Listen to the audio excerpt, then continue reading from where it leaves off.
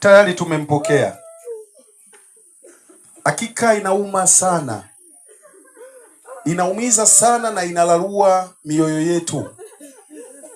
Anastasia aliyezaliwa 89 leo 25 hatupo naye, inaumiza sana.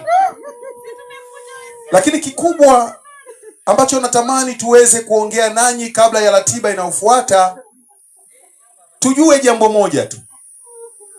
Kwa wasomaji wa Biblia, katika kitabu kile cha Mhubiri 3 ule mstari wa kwanza, ukibatika soma wa pili, wa tatu, wa nne, maneno ya Mungu yanasema, kwa kila jambo kuna majira yake na wakati kwa kila kusudi chini ya mbingu.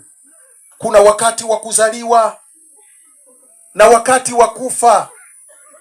Pendo alipozaliwa, Pendo alilia. Siku ya kuzaliwa kwa Anastasia alilia, lakini baba yake na mama yake na familia yake walifurahi sana, walitabasamu kumpokea mtoto Pendo.